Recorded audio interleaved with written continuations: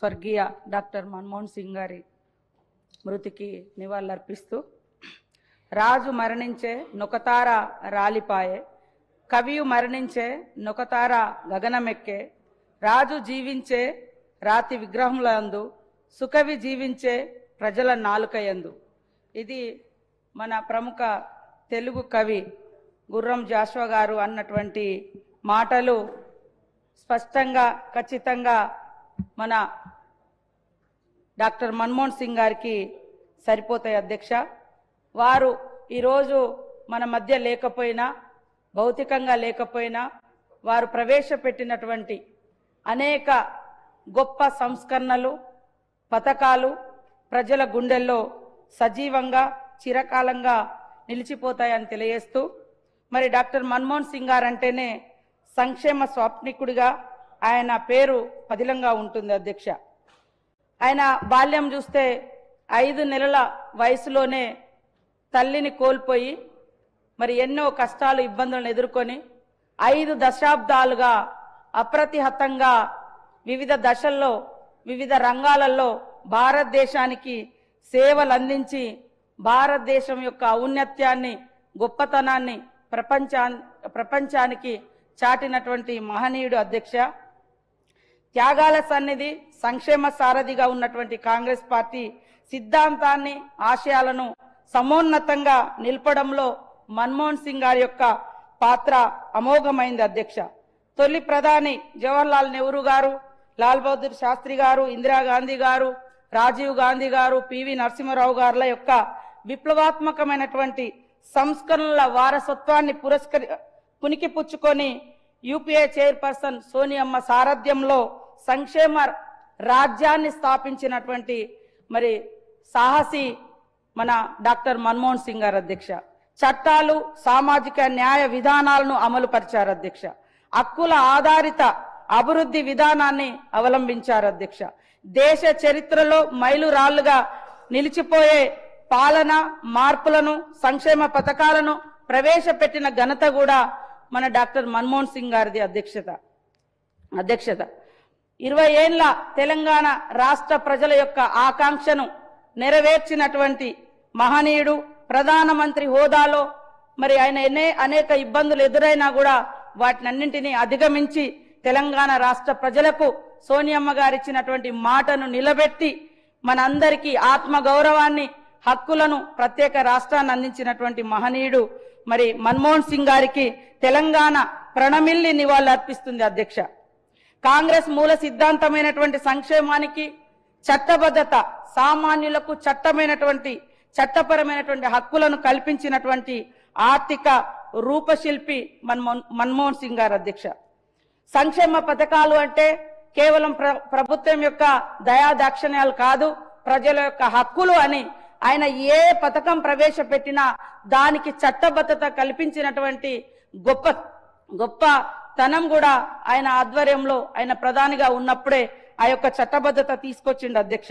ముఖ్యంగా వారు ప్రవేశపెట్టినటువంటి వివిధ పథకాలకు చట్టబద్ధత ఇవ్వడం మూలంగానే ఈరోజు రాష్ట్రంలో గాని, కేంద్రంలో గాని ప్రభుత్వాలు మారినా ఆ యొక్క సంక్షేమ పథకాలు సజీవంగా, అప్రతిహతంగా ఒక యజ్ఞంలా సాగుతున్నాయంటే వారు తీసుకొచ్చినటువంటి సంక్షేమ పథకాలకు చట్టబద్ధమైనటువంటి హక్కులు కల్పించడం మూలంగానే అని ఈ సందర్భంగా తెలియజేస్తాను అధ్యక్ష.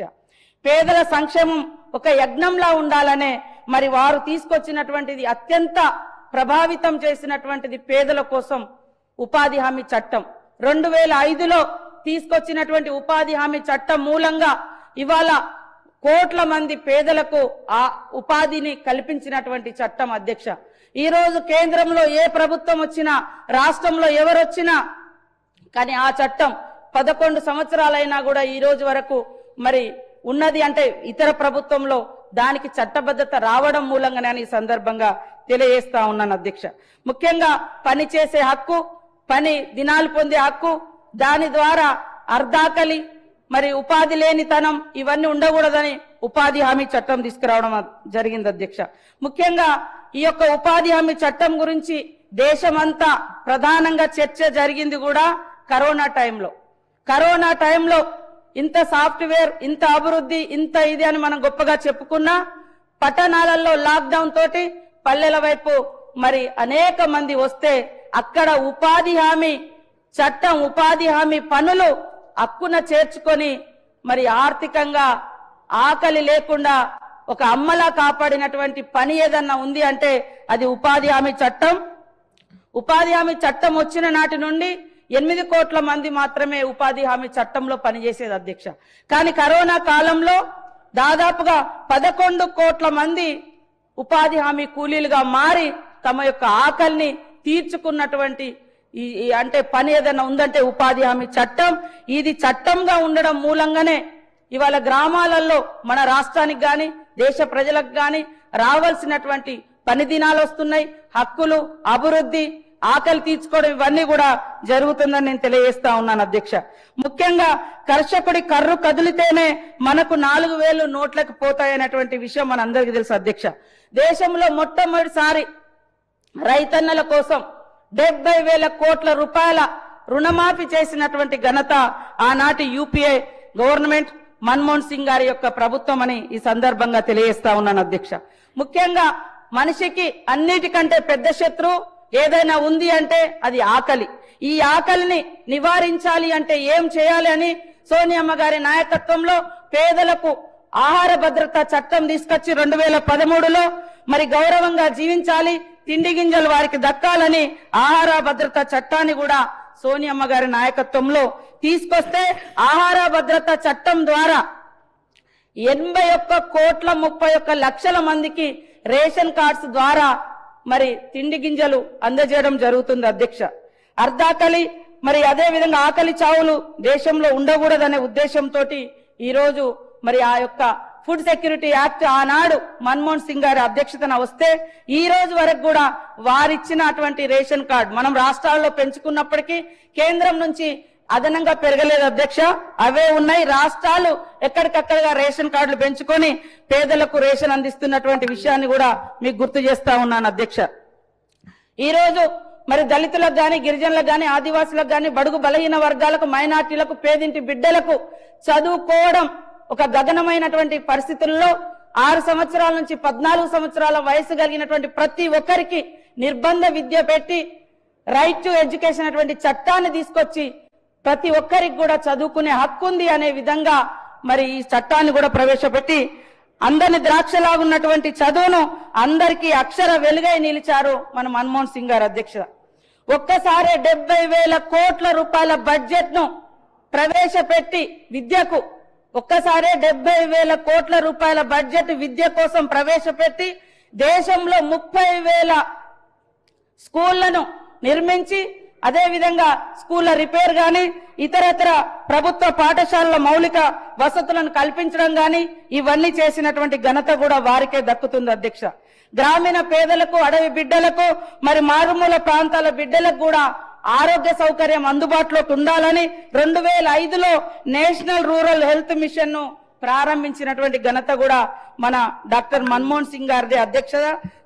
తద్వారా పేదలందరికీ కూడా మరి ఉచిత వైద్యాన్ని అందుబాటులోకి తీసుకొచ్చినటువంటి మానవతామూర్తి.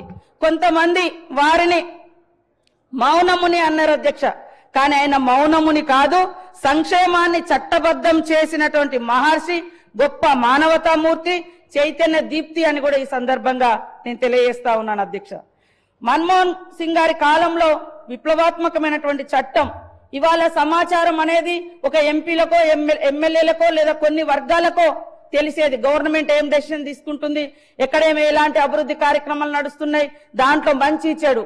కానీ ఈరోజు సమాచార హక్కు చట్టం ద్వారా సామాన్యులకు కూడా ప్రభుత్వంలో జరుగుతున్నటువంటి మంచి చెడు ఇవన్నీ కూడా తెలుసుకునేటువంటి హక్కును కల్పించింది మరి సమాచార హక్కు చట్టం. పాలనలో పాలకుల యొక్క పారదర్శకత అదే విధంగా జవాబుదారీతనం పెంచడం కోసం ఈ చట్టాన్ని కూడా వారి హయాంలోనే తీసుకురావడం జరిగింది అధ్యక్ష. ముఖ్యంగా అభివృద్ధి పరిణామ క్రమంలో ఎవరూ నష్టపోవద్దనే లక్ష్యంతో 2013లో తీసుకొచ్చినటువంటి భూసేకరణ చట్టం కూడా చాలా గొప్ప విప్లవాత్మకమైనటువంటి మార్పు. భూములు కోల్పోయేటువంటి బిడ్డలు భూమితో వారికి ఉండేటువంటి అనుబంధాన్ని దృష్టిలో పెట్టుకొని అన్ని రకాలుగా వారికి పునరావాసం కల్పించాలన్నటువంటి గొప్ప విధి విధానాలతో తీసుకొచ్చిన చట్టమే 2013 భూసేకరణ చట్టం అని ఈ సందర్భంగా తెలియజేస్తా ఉన్నాను అధ్యక్ష. అదే విధంగా దేశంలో అడవి బిడ్డలు ఏళ్ల కొద్దిగా అడవులలో నివసిస్తూ అడవులపై ఆధారపడి జీవించినప్పటికీ అడవి మీద ఎలాంటి హక్కు లేకుంటే మరి దశాబ్ద కాలంగా వారికి అన్యాయం జరుగుతుందని సోనియమ్మ సారథ్యంలో డాక్టర్ మన్మోహన్ సింగ్ గారి నాయకత్వంలో అటవీ హక్కుల చట్టాన్ని 2006లో తీసుకొచ్చి దేశవ్యాప్తంగా లక్షలాది మంది ఆదివాసీ గిరిజనులకు పోడుపై హక్కు కల్పించినటువంటి ఘనత కూడా మన మన్మోహన్ సింగ్ గారి ప్రభుత్వానికి వారి నాయకత్వానికే చెందుతుందని ఈ సందర్భంగా తెలియజేస్తా ఉన్నాను అధ్యక్ష.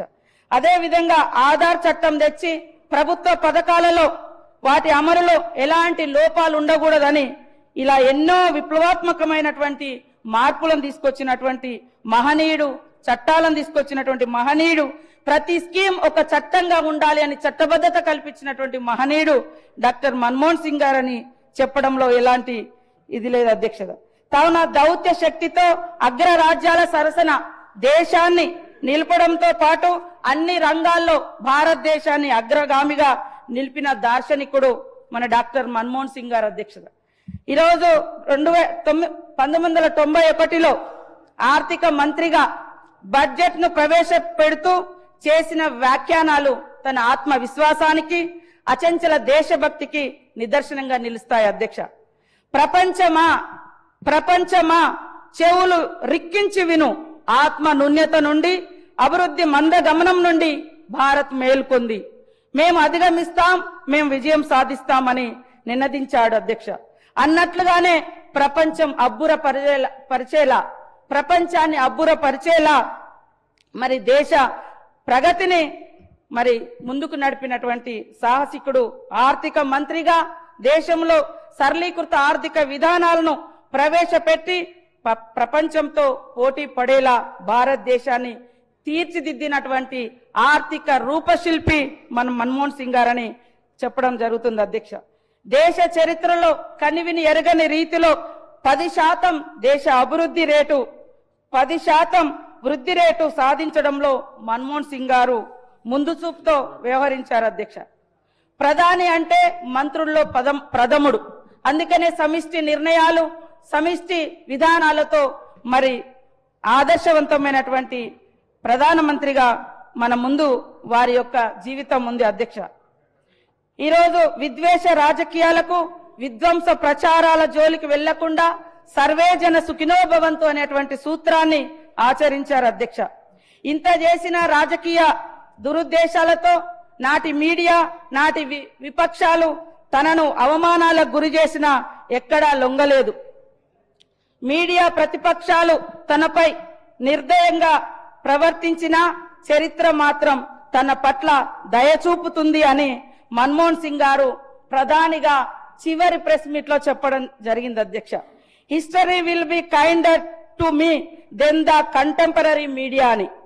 ఆయన మరణంతో దేశం దుఃఖించడం చూస్తే, ఆయన గొప్పతనాన్ని పొగడడం చూస్తే, ఆయన పట్ల చరిత్ర గాని దేశం గాని దయతో కాదు గౌరవంతో ఉందని ఈ సందర్భంగా చెప్పడం జరుగుతుంది అధ్యక్ష.